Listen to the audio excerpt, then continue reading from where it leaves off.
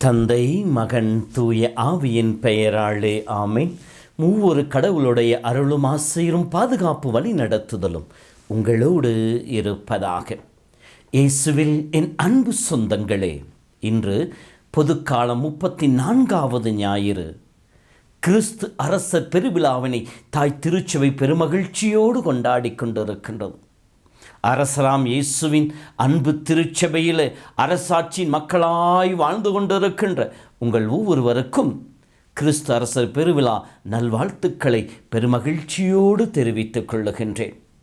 அரசராம் கிறிஸ்துதாமை உங்கள் இல்லத்தையும் உங்கள் உள்ளத்தையும் தன் அருளால் ஆசிரால் நிறைத்து அவருடைய அரசாட்சிக்கு ஏற்ற மக்களாய் நீங்கள் வாழ்ந்திட உங்களுக்கு துணை புரிய உங்களுக்காக ஜெபிக்கின்றேன்.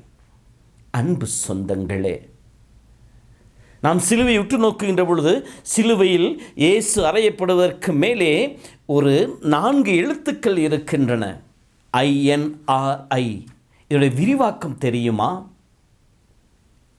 இது 3 மொழிகளில் எழுதப்பட்டிருக்கின்றது. கிரேக்கம், லத்தீன், எபிரேயம் மொழிகளில் எழுதப்பட்டதாக சொல்லப்பட்டிருக்கின்றது. அதனுடைய விரிவாக்கத்தை பார்க்கின்ற பொழுது ஜேசுஸ் நசரேனுஸ் ரெக்ஸ் ஜுதேயோரும், அதனுடைய அர்த்தத்தை பார்க்கின்ற பொழுது Jesus of Nazareth the King of Jews, நசரேனாகிய இயேசு யூதர்களின் அரசர் என்று எழுதப்பட்டிருக்கின்றது. அன்று பிலாத்து இயேசுவை நோக்கி, இதோ இவரை யூதர்கள் அரசர் என்று சொல்லி அறுதியிடும் விதத்தில் அந்த பலகையை பொதிக்கின்றார். இவர் யூதர்களின் அரசர். எப்படிப்பட்ட அரசர்? பிலிப்பியர் புத்தகம் 2 படிப்பதை போல, கடவுள் தன்மையில் விளங்கியவர் தம்மையை தாழ்த்தி சாவை ஏற்கும் அளவுக்கு, அதுவும் சிலுவை சாவை ஏற்கும் அளவிற்கு தன்னையே தாழ்த்தி கொண்ட ஒரு அரசருடைய பெருவிழாவினைத்தான் நாம் கொண்டாடி கொண்டிருக்கின்றோம். இன்றைய உலகச் சூழலை நாம் பார்க்கின்ற பொழுது நீயா நானா போட்டி மனப்பான்மை, அது வெளியில் மட்டுமல்ல, குடும்பத்திலே ஆணா பெண்ணா, கணவனா மனைவியா, எல்லா நிலைகளிலும் இந்த போட்டியானது வளர்ந்து கொண்டே இருக்கின்றது. எப்படியாவது எதை செய்தாவது பிறரை விட நான் மேன்மையானோ என்று சொல்லி காட்டிக்கொள்ள வேண்டும் என்கிற மனப்பான்கு மக்கள் மத்தியிலே வளர்ந்து கொண்டிருக்கின்றது. பிறரை பற்றி எனக்கு கவலை இல்லை, நான் புகழ் பெற வேண்டும், என்னை எல்லோரும் பேச வேண்டும், எல்லோரும் என்னை மதிக்க வேண்டும் என்கிற மனப்பாங்கு சுயநலம் தலை தூக்கி தலை விரித்து ஆடிக்கொண்டிருக்கின்றோம். இந்த சூழ்நிலையிலே நாம் கிறிஸ்து அரசர் விழாவை சிறப்பித்துக் கொண்டிருக்கின்றோம். தன்னை கொடுத்து, தன்னிடம் இருப்பதை அனைத்தையும் கொடுத்து நம் ஒவ்வொருவருக்கும் வாழ்வு வழங்கிய அரசரை பற்றி நாம் சிந்திக்க அழைக்கப்பட்டிருக்கின்றோம். பெறுவதில் அல்ல, கொடுப்பதிலே இன்பம் என்று சொல்லி மானிட மகன் தொண்டு ஏற்பதற்காக அல்ல, தொண்டு ஆற்றுவதற்காகவும் பலருடைய மீட்பிற்காக தன் உயிரையும் கொடுக்குமே வந்தார் என்று சொல்லி கொடுத்து மகிழ்ந்த அரசருடைய விழாவினைத்தான் நாம் இப்போது இந்த நாளிலே கொண்டாடி கொண்டிருக்கின்றோம். இந்த விழாவுடைய வரலாற்று பின்னணியை பார்க்கின்ற பொழுது இந்த விழாவானது அறிவிக்கப்பட்ட ஆண்டு 1925. அறிவித்தவர் அப்போதைய திருத்தந்தையாக இருந்த 11ஆம் பத்திநாதர். சூழ்நிலையை பார்க்கின்ற பொழுது முதல் உலகப் போர் முடிந்து உலகிலே பெரும் மாற்றங்கள் ஏற்பட்டு கொண்டிருந்தன. திருச்சபை, விசுவாசம், கிறிஸ்துவம், நம்பிக்கை இவையெல்லாம் சீரழிக்கப்பட்டு கொண்டிருந்த, சிதைந்து கொண்டிருந்த சூழ்நிலை. மக்கள் நம்பிக்கை இழந்து போய் நாசிசமும் பாசிசமும் வளர்ந்து கொண்டிருந்த சூழ்நிலைகள். பொதுவுடைமை சிந்தனைகள் மக்களை தன்மையப்படுத்தி கொண்டிருந்த அந்த சூழ்நிலையில் நம்பிக்கை இழந்து போய் மக்கள் ஆண்டை விட்டு விலகிச் சென்று கொண்டிருக்கின்ற அந்த சந்தர்ப்பத்தில் திருத்தந்தை இந்த விழாவினை அறிமுகப்படுத்துகின்றார். எதற்காக? எல்லோரும் கிறிஸ்துவில் நம்பிக்கை வைக்க வேண்டும், இறை ஆட்சியின் மக்களாய் மாற வேண்டும், விண்ணக அரசுக்கு தன்னை சொந்தமாக்கிக் கொள்ள வேண்டும் என்கிற உணர்வோடு. இதோ இன்று நாம் விழா கொண்டாடுகின்ற அரசர் இந்த உலகத்தின் அரசர்களைப் போல ஆட்டி படைப்பவர் அல்ல, அடிமைப்படுத்துபவர் அல்ல, ஆட்சி செலுத்துபவர் அல்ல. மாறாக அமைதியின் அரசராக, அன்பின் அரசராக, மன்னிப்பின் அரசராக, இறை மீட்பினை பெற்றுக் கொடுக்கின்ற அரசராக இந்த உலகிற்கு நம்மை தேடி வந்திருக்கின்றார் என்கின்ற உன்னதமான செய்தியை சொல்லக்கூடியதாக அமைந்திருக்கின்றது. இந்த அரசுடைய பெருவிழாவை சிறப்பிக்கிற நாளிலே வரலாற்று பின்னணியை பார்த்த நாம் விவிலியத்திலே கிறிஸ்து அரசர் என்பதற்கான சான்றுகள் இருக்கின்றனவா என்று சொல்லி பார்க்கின்ற பொழுது இயேசுவின் பிறப்பிலிருந்து, ஏன் இயேசு பிறப்பதற்கு முன்னாலேயே இயேசுவை அரசர் என்று சொல்லி அறிவிக்கப்பட்டிருக்கின்றது. இயேசு பிறப்பதற்கு 800 ஆண்டுகளுக்கு முன்னால் எசாயா தன்னுடைய திருமுகத்தில் சொல்லி இருக்கின்றார். எசாயா புத்தகம் 9:6 இவர் அமைதியின் அரசர் என்று சொல்லி ஆலோசனையின் மன்னன் என்று சொல்லப்படுகின்றது. இப்படி இயேசுவை முன்னறிவித்த நிகழ்வானது இயேசுவின் பிறப்பிலும் தொடர்கின்றது. இயேசு பிறப்பின் செய்தி அறிவிக்கப்படுகின்ற பொழுது லூக்கா புத்தகம் 1:26 நிகழ்வுகளை கபிரியேல் கன்னிமரியாளுக்கு மங்கள வார்த்தை சொல்லுகின்ற பொழுது 32 சொல்லப்பட்டிருக்கின்றது. அவர் பெரியவராயிருப்பார், உன்னத கடவுளின் மகன் எனப்படுவார், அவருடைய தந்தை தாவீதின் அரியணை ஆண்டவராய்க்கல் அவருக்கு அளிப்பார், அவர் யாக்கோபின் குடும்பத்தின் மீது என்றென்றும் ஆட்சி செலுத்துவார், அவருடைய ஆட்சிக்கு முடிவே இராது என்று சொல்லப்பட்டிருக்கின்றது. மத்தேயு 2:2 படிக்கின்ற பொழுது இயேசு பிறந்த பிற்பாடு 3 ஞானி இயேசுவை தேடி வருகின்ற பொழுது அவர்கள் அரண்மனைக்கு சென்று கேட்கின்றார்கள், யூதர்களின் அரசர் பிறந்திருக்கின்றாரே, அவர் எங்கே என்று சொல்லி மீண்டும் விண்மீன் வழிகாட்ட இயேசுவை கண்டுகொள்ளுகின்ற பொழுது அவருக்கு தன்னிட்டு வணங்குகின்ற பொழுது பொன்னை காணிக்கையாக ஒப்புக் கொடுக்கின்றார்கள். அது அரசனுக்கு உரியது என்பதை மறைமுகமாக வெளிப்படுத்தி காட்டக்கூடியதாக அமைந்திருக்கின்றது.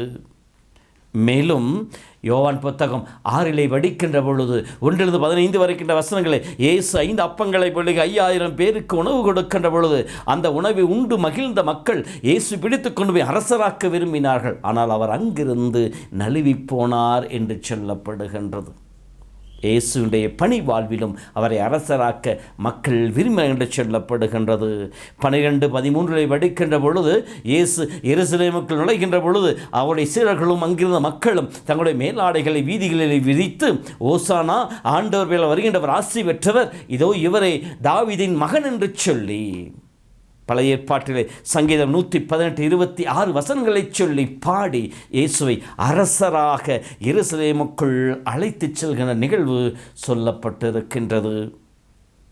இதனுடைய பின்னணிதான் சக்கரியா புத்தகத்திலே 9:9 படிக்கின்ற பொழுது உன்னுடைய அரசு கழுதை குட்டியின் மேல் ஏறி வருவார் என்கின்ற நிகழ்வானது இந்த இயேசுனுடைய எருசலேம் பவனியை மிக தெளிவாக வெளிப்படுத்தி காட்டுவதாக, நிறைவேறுவதாக அமைந்திருக்கின்றது. அதே யோவான் புத்தகம் 18:37 இருக்கிற வசனங்களை படிக்கின்ற பொழுது பிலாத்துவுக்கும் இயேசுவுக்கும் நடக்கின்ற உரையாடல் அங்கே காட்டப்பட்டிருக்கின்றது. நீ யூதர்கள் அரசனா என்று சொல்லுகின்ற பொழுது அங்கே இயேசு தன்னை வெளிப்படுத்துவார், என்னுடைய அரசு இவ்வுலகை சார்ந்தது அல்ல, இந்த உலகை சார்ந்ததாக இருந்திருந்தால் என்னுடைய தூதர்கள் நான் கையில் அகப்படாதவாறு என்னை காத்திருப்பார்கள், என் அரசு இவ்வுலகை சார்ந்தது அல்ல என்று சொல்கின்ற பொழுது இங்கே பிலாத்து கேட்கின்ற கேள்வி, நீ யூதர்களின் அரசனா, அப்படி நீ சொல்லுகின்றீர் என்று சொல்லி இயேசு அந்த இடத்தில் வெளிப்படுத்துவதாக இருக்கின்றது. அதேபோல் இயேசுவை சிலுவையில் அறைகின்ற பொழுது அதற்கான காரணத்தை எழுதுகின்ற பொழுது பிலாத்து ஏற்கனவே சொன்னது போல இவர் யூதர்களின் அரசர் என்று சொல்லி ஒரு முத்திரையை அங்கே வதிக்கின்றார். இயேசு அருகிலே தொங்கவிடப்பட்டு கொண்டிருந்த நல்ல கள்வன் இயேசுவினுக்கு ஜெபிக்கின்ற பொழுது, நீ ஆட்சி உரிமையோடு வருகின்ற பொழுது என்னையும் நினைவு கூறும் என்று சொல்லி அவரை மன்றாடுகின்ற பொழுது, இன்றே என்னோடு வான்வீட்டில் இருப்பாய் என்கின்ற அந்த ஆசிரியை அந்த கள்வனுக்கு கொடுப்பதன் வழியாக ஆண்டவர் மறு உலக வாழ்வினுடைய விண்ணக அரசர் என்பதை வெளிப்படுத்தி காட்டுவதாக அமைந்திருக்கின்றது. இப்படி இயேசுவின் பிறப்பிலிருந்து இறப்பு வரை இயேசு இறைமகன் என்பதை மிக தெளிவாக, இயேசு அரசர் என்பதை மிக தெளிவாக வெளிப்படுத்தி காட்டக்கூடியதாக இருக்கின்றது. இந்த அரசர் இந்த உலகத்தின் அரசரை விட மாறுபட்டவராக இருக்கின்றார். ஏனெனில் 1 சாமுவேல் புத்தகம் 8ஆம் அதிகாரத்தை படிக்கின்ற பொழுது அரசன் என்பவன் யார் என்பதை மிக தெளிவாக சாமுவேல் இஸ்ரேல் மக்களுக்கு எடுத்து காட்டுவார். இஸ்ராயேல் மக்களை எகிப்தின் அடித்த அடிமைத்தனையிலிருந்து விடுவித்து அற்புதங்களை செய்து அதிசயங்களை செய்து செங்கடலை பிரித்து கால்நடையாமல் நடக்க வைத்து பகலிலே மேகத்தூணாகவும் இரவிலே நெருப்பு தூணாகவும் இருந்து அவர்களை வழிநடத்தி வந்த எல்லா ஆபத்துக்கள் அவர்களை காத்து உணவினை கொடுத்து தண்ணீரை கொடுத்து பாதுகாப்பை கொடுத்து பராமரித்து வந்த கடவுளை புறக்கணித்து விட்டு இஸ்ராயேல் மக்கள் தங்கள் நிலையான இருப்பிடத்தில் வந்தவுடன் எங்களுக்கு அரசர் வேண்டும் என்று சொல்லி கேட்கின்றார்கள். அப்படி இருக்கின்ற பொழுது சாமுவேல் சொல்லுகின்றார், இதோ நீங்கள் மற்றவர்களைப் போல் நீங்களும் அரசரை கேட்கின்றீர்கள். அந்த அரசன் எப்படிப்பட்டவனாக இருப்பான்? உங்களை அடிமைப்படுத்துவான், உங்களிடமிருந்து அனைத்தையும் பிடுங்கிக் கொள்ளுவான், உங்கள் மேல் ஆதிக்கம் செலுத்துவனாக இருப்பான், உங்களை என்னாலும் தனக்கு கீழ் வைத்துக் கொள்ளுவான் என்று சொல்லி அவனுடைய குணாதிசயங்களை பற்றி சாமுவேல் சொல்லுகின்ற பொழுது மக்கள் தொடர்ந்து பிடிவாதமாக இருக்கின்ற பொழுதுதான் கடவுள் சவுல் அரசனை அங்கே திருப்பொழிவு செய்வதாக இருக்கும். இது அரசனுடைய மனப்பாங்காக இருக்கின்றது. இதே நிலையை தான் எசேக்கியேல் புத்தகம் 34 படிக்கின்ற பொழுது இந்த உலகத்தின் ஆயன்கள் எப்படிப்பட்டவர்களாக இருக்கும் என்பதை பற்றியும் சொல்லி காட்டியிருப்பார் கடவுள். இந்த உலகத்தின் ஆயன்கள் இருப்பதை கொன்று தின்று கொளிப்பவர்களாக இருக்கின்றார்கள். இவர்கள் காயப்பட்டதுக்கு கட்டு போடுவதில்லை, சிதறிப்போனதை தேடிச் செல்வதில்லை, நலிவுற்றதை திடப்படுத்துவதில்லை. தங்களை தாங்களே அவர்கள் திடப்படுத்திக் கொள்பவர்களாக இருப்பார்கள் என்று சொல்லுவார். ஆனால் நம்முடைய ஆயன், நம்முடைய அரசர், கிறிஸ்து அரசர் வேறுபட்டவராக இருக்கின்றார். தான் மத்தேயு நற்செய்தி 20:27 படிக்கின்ற சொல்லப்பட்டிருக்கின்றது, மானிட மகன் தொண்டு ஏற்பதற்கல்ல தொண்டு ஆற்றுவதற்கும் படை மீட்புக்காக தன் உயிரையும் கொடுக்கவும் வந்தார் என்று சொல்லப்படுகின்றது. எசேக்கியேல் புத்தகம் 34 நாம் திருப்பி பார்க்கின்ற பொழுது நானே அரசனாக, நானே ஆயனாக இருப்பேன், நானே தலைவனாக இருப்பேன். எப்படிப்பட்ட தலைவனாக இருப்பேன்? சிதறிப்போனதை தேடிச் செல்கின்றது, காயப்பட்டதற்கு கட்டு போடுகின்றது, நலிவுற்றதை திடப்படுத்துகின்ற, காணாமல் போனதை கண்டுபிடிக்கின்ற அந்த ஆயனாய் நான் இருப்பேன் என்று சொல்லி தன்னை வெளிப்படுத்துபவராக இருக்கின்றார். இத்தகைய அரசுடைய விழாவினைத்தான் நாம் இன்று சிறப்பித்து கொண்டிருக்கின்றோம். எப்படி இயேசு சொல்வதை போல கொடுக்க வந்து என்பதை இது இன்றைய நற்செய்தி நமக்கு சொல்லி காட்டுகின்றது. இறப்பின் பிடியிலே இயேசு சிலுவையில் தொங்கிக் கொண்டிருக்கின்ற பொழுது கூட இறுதி கொடைகளாக தந்தையை இவர்களை மன்னியும் என்று சொல்லி மன்னிப்பை பெற்றுக் கொடுக்கின்றார். இதோ உன் தாய் என்று சொல்லி தன் தாயை நம் ஒவ்வொருவருக்கும் தாயாக தாரை வார்த்து கொடுக்கின்றார். இன்றே என்னோடு வான்வீட்டில் இருப்பாய் என்று சொல்லி மீட்பின் ஆசீரை தன்னை தேடி வருகின்ற கிடைக்கும் என்கிற நம்பிக்கை கொடுத்து விட்டு சென்றிருக்கின்றார். இந்த அரசருடைய அரசாட்சியின் பிள்ளைகளாய் நாம் வாழ அழைக்கப்பட்டிருக்கின்றோம். அப்படி என்றால் இந்த அரசருடைய அரசாட்சியின் மக்களாய் நாம் இருக்க வேண்டுமெனில் நம்மிடம் இருக்க வேண்டிய குணாதிசயங்கள் என்ன என்று சொல்லி பார்க்கின்ற பொழுது மீகா புத்தகத்திலே அழகாக சொல்லப்பட்டிருக்கின்றது. 6:8 3 குணாதிசயங்கள். ஒன்றாவதாக நேர்மையை கடைபிடியுங்கள் என்று சொல்லி. நேர்மையாளர் என்பது என்ன? கடவுளுக்குரியதை கடவுளுக்கும் மனிதருக்குரியதை மனிதருக்கும் கொடுப்பார். அப்படி என்றால் கடவுளுக்குரிய ஆராதனை முழு உள்ளத்தோடு, முழு ஆற்றலோடு, முழு வலிமையோடு உன் கடவுளாகிய ஆண்டவரை அன்பு செய்வாயாக, உன்னை நேசிப்பது போல பிறரையும் நேசிப்பாய் என்று சொல்லி இயேசு 2 கட்டளை கொடுத்தாரே, இந்த கட்டளைகளை கடைபிடிப்பவர்களாக இருக்க வேண்டும். இரண்டாவதாக இரக்கச் செயல்கள் செய்பவர்களாக இருக்க வேண்டும். மத்தேயு நற்செய்தி 25:31 இருக்கின்ற வசனங்களை வெடிக்கின்ற பொழுது, நான் பசியுற்றிருந்தேன், நான் தாகமாக இருந்தேன், நான் அந்நியனாக இருந்தேன், ஆடையின்றி இருந்தேன், நான் சிறையிலே இருந்தேன், இதெல்லாம் சொல்லிவிட்டு செய்த மக்களை பார்த்து ஆசி பெற்ற மக்களை என்று சொல்லுவாரே, அதை போல நாம் நம்முடைய வாழ்விலே இரக்கச் செயல்களை புரிபவர்களாக, இரக்கத்தை பிறருக்கு காண்பிப்பவர்களாக இருக்க வேண்டும். அப்படி காண்பிக்கின்ற பொழுது இரக்கம் காட்டுபவர்களுக்கு அவருடைய இரக்கம் கிடைக்கும் என்ற வார்த்தையின் பிரகாரம் இறைவனுடைய இரக்கத்தை பெற்ற மக்களாக, அவருடைய ஆட்சியில் என்றும் பங்கெடுக்கிற மக்களாக நம்மால் வாழ முடியும். மூன்றாவதாக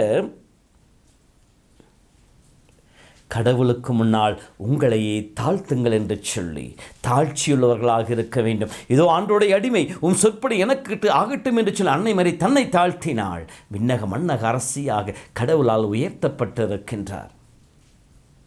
நானாக எதையும் செய்யவில்லை, என்னில் குடிகொண்டிருக்கும் என் ஆண்டோடைய ஆவியனை இவ்வாறு செய்ய தூண்டுகின்ற சொல்லி பவுலை தன்னை முழுவதும் ஆண்டவர் கரங்களை ஒப்புக் கொடுத்தார். புறவனத்தான் அப்போஸ்தலராக அவர் மாற்றப்படுகின்றார். பேதுரு சொல்வது போல, கடவுளுடைய வல்லமையான கரத்தை உங்களை தாழ்த்துங்கள், தக்க நேரத்தில் அவர் உங்களை உயர்த்துகின்ற வார்த்தையின் பிரகாரம் கடவுளுடைய ஆசி பெற்ற மக்களாய் நாம் மாறுவோம். எப்பொழுது? தாழ்ச்சி நம்மிலே இருக்கின்ற பொழுது. அகந்தை, ஆணவம், நான் என்கின்ற அந்த தீயவன் குணங்கள் தகர்த்தெறியப்பட்டு தாழ்ச்சியோடு அன்போடு பரிவோடு வாழுகின்ற பொழுது இயேசு அரசாட்சியின் மக்களாக இருப்போம். அடுத்ததாக இன்று நல்ல கல்வன் நமக்கு சொல்லிக் கொடுக்கின்ற பாடம் தெய்வ பயம். இடது பக்கம் இருந்த கல்வன், நீ மெசியதானே, உன்னையும் எங்களையும் காப்பாற்றின்னு சொல்லுகின்ற பொழுது, கடவுள் மத்தியிலே உனக்கு பயம் இல்லையா என்று சொல்லி வலது பக்கம் இருந்த கல்வன் சொல்கிறார் அல்லவா, தெய்வ பயம். தெய்வ பயமே ஞானத்தின் துவக்கம், தெய்வ பயமே இறை ஆசிரை, இறை அருளை விட்டுக் கொடுக்கும் என்பதற்கு மிகச்சிறந்த உதாரணம் அந்த நல்ல கல்வன். தெய்வ பயத்தோடு வாழ வேண்டும். எல்லா நிலைகளும் கடவுள் என்னை காண்கின்றார். நான் பேசுகின்ற, நான் எடுக்கின்ற, நான் செய்கின்ற ஒவ்வொரு செயல்பாடுகளும் இறைவனை கண்ணோக்கி பார்த்து கொண்டிருக்கின்ற அந்த உணர்வு நம்மிடம் இருக்க வேண்டும். தெய்வ பயத்தோடு நாம் வாழ்கின்ற பொழுது கடவுள் தன் ஆட்சியின் மக்களாய் நம்மை எந்நாளும் நிலைத்திருக்கச் செய்வார்.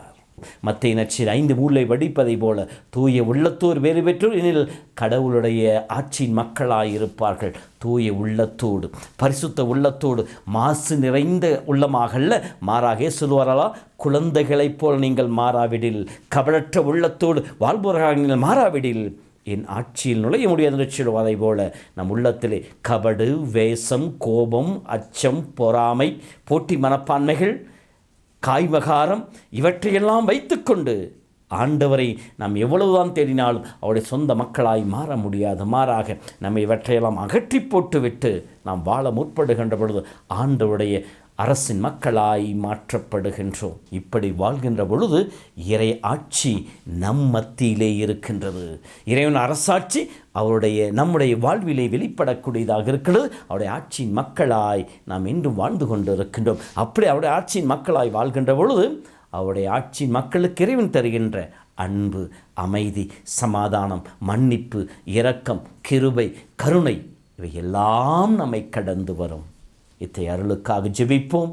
இறை ஆட்சியின் மக்களாய் எந்நாளும் வாழ்ந்திடுவோம். கிறிஸ்து அரசர் நம் உள்ளத்திலும் இல்லத்தையும் ஆட்சி செய்வாராக. ஆண்டவர் உங்களோடு இருப்பாராக. எல்லாம் வல்ல இறைவன் தந்தை, மகன், தூய ஆவி உங்களை நிறைவாய் ஆசீர்வதிப்பாராக. ஆமேன். அருள்வளம் பொழியும் கிறிஸ்தரசே, அடைக்கலம் தந்திடும் இறையரசே, அமைதியும் அன்பும் பொழிபவரே, சுமையெல்லாம் போக்கும் தூயவரே, இறையே அன்பே நீரே என்கதி நிசபனி மபகம சனி பம பமகச. அருள்வளம் பொழியும் கிறிஸ்தரசே, அடைக்கலம் தந்திடும் இறையரசே.